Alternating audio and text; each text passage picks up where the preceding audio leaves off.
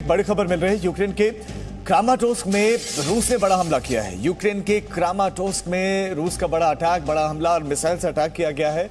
और जो दृश्य वहां से आए, जो विजुअल्स, जो तस्वीरें वहां से आई है, वो दहला देने वाली हैं। तस्वीरें आपके सामने हैं। धमाका, कितना ऊंचा धमाका जैसे ही होता है, जैसे ही ये मिसाइल अटैक होता है और उसके बाद से जो आग का एक विशाल काय आप देखें पहाड़ सा उत्पन्न होता है, पहाड़ सा बनता है। इतना जोरदार ये धमाका है।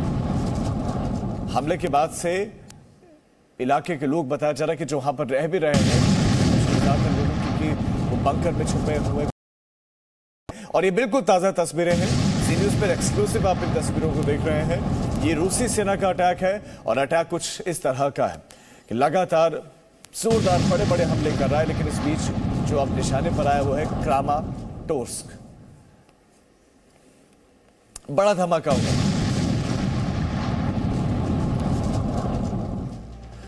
रूस यूक्रेन युद्ध से जुड़ी हुई एक और बड़ी खबर इस वक्त आपको बताते हैं। यूक्रेन के राष्ट्रपति ज़ेलेंस्की ने रूसी सेनाओं का विरोध कर रहे लोगों की तारीफ की है।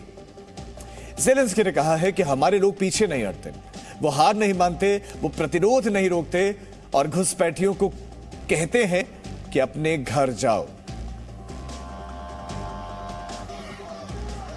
तो लगातार यूक्रेनी नागरिक सड़कों पर उतर रहे हैं, रूसी सैनिकों का विरोध कर रहे हैं, टैंक्स के आगे खुद को रखते हैं और कहते हैं कि वापस जाओ। इस बीच में रूसी सैनिकों को लगातार गो होम के नारे लगाते हैं, उनके गाड़ियों को, उनके काफिलों को रोकने का प्रयास करते हैं। तो इसी बीच में अब ज़ेलेंस्की ने तारीफ कर दी है वहां के लोगों की, यूक्रेन के नागरिकों की, कि वो डरते नहीं हैं और वो हार नहीं मानते हैं, वो पीछे नहीं हटते हैं, प्रतिरोध नहीं रोकते और घुसपैठियों को कहते हैं कि आप अपने घर जाओ।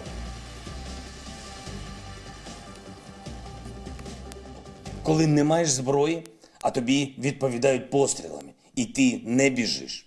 Коли не маєш броні, а на тебе їде БТР, і ти не відходиш. Саме тому окупація тимчасова. Вона штучна. Наші люди, наші українці не відступають, не здаються, не зупиняють свого спротиву. Вони кричать оккупантам: «Йди додому, Донбас». Вспомни, как о тебе говорили, Донбасс никто не ставил на колени. И никому поставить не дано. Эти слова в Донецке, слова в Луганске знает каждый. Их часто повторяли. Раньше.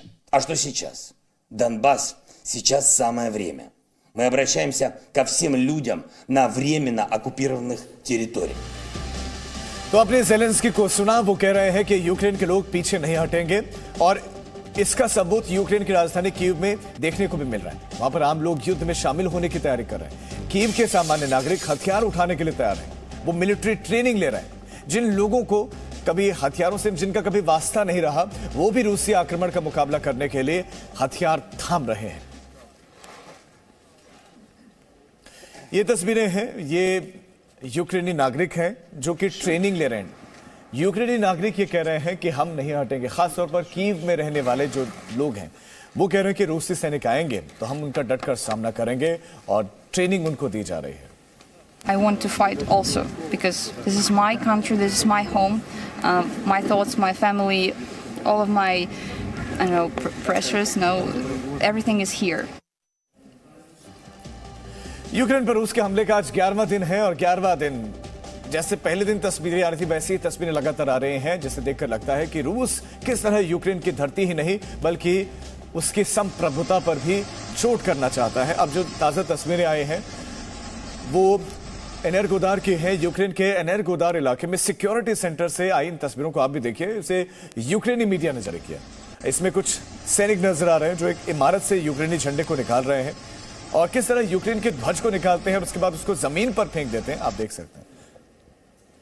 अब यह साफ नहीं है कि यूक्रेनी झंडे को निकालने वाले सैनिक कौन है, रशियन आर्मी की ही है या एक प्रोपेगेंडा वॉर के तहत यह वीडियो जारी किया गया है। लेकिन इसे अपनी संप्रभुता से जरूर जोड़ा जा रहा है कि किस तरह अपमान उनके झंडे का किया गया है और इल्जाम लगा है रशियन सोल्जर्स पर। तो 11 दिन हो चुके हैं इस युद्ध को और 11 तस्वीरें आपके सामने हैं। इन 11 तस्वीरों में आपको हो रहे हैं। पहले दिन से लेकर दिन की कहानी है। पहले दिन जब रूस के उड़ान भरते हुए दिखाई दिए और उसके बाद तबाही का मंजर शुरू हुआ। दूसरे दिन कीव में तबाही देखने को मिली।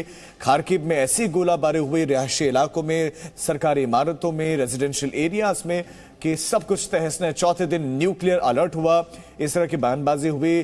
फिर पांचवें दिन रूस और यूक्रेन के बीच में पहले दौर की बातचीत हुई। इसके बाद कीव को निशाना, कीव को घेरा गया छठे दिन। फिर भारी बमबारी की शुरुआत हुई न्यूक्लियर पावर प्लांट पर। सातवें दिन कब्जा भी कर लिया गया, उसको पूरी तरह से रशिया ने अपने नियंत्रण में ले लिया। आठवें दिन खारसोन पर कब्जा, खारसोन को पूरी तरह से नेस्तनाबूद किया, तबाह कर दिया गया। उसके बाद अब वहां पर कब्जा रशियन आर्मी का। 9वें दिन प्लांट पर कब्जा। 10वें दिन की बात करें तो 10वें दिन भी कुछ यही स्थिति रही और 11 दिन भी हालात बदल नहीं रहे, लगातार धमके जारी हैं। तो रूस यूक्रेन युद्ध से जुड़ी हुई बड़ी खबरें हम लगातार आपको दे रहे हैं। इस बीच में एक और बड़ी खबर मिल रही है। यूक्रेनी प्रतिनिधिमंडल का हिस्सा यूक्रेन के ही रक्षा मंत्रालय ने ट्वीट करके कहा है कि किरीव दरअसल यूक्रेनी खुफिया अधिकारी थे, वो एक खुफिया मिशन पर थे, इसी दौरान उनकी मौत हो गई है। इससे पहले खबर यह थी कि रूस के साथ चल रहे इस बातचीत में यूक्रेनी प्रतिनिधिमंडल का वो हिस्सा थे और रूस से जानकारी साझा करने के आरोप में उन्हें मार दिया गया। लेकिन अब यूक्रेन के रक्षा मंत्रालय का कहना है कि डेनिस किरीव यूक्रेनी खुफिया अधिकारी थे और यूक्रेन की रक्षा करते हुए उनकी मौत हो गई। आमतौर पर कोई भी देश अपने इस तरह से कौन का खुफिया एजेंट है उसकी जानकारी साझा नहीं करते, लेकिन अभी यूक्रेन में हालात ऐसे हैं कि किरीव की मौत हुई। Presenting B News app available on Google Play and App Store. Download it now.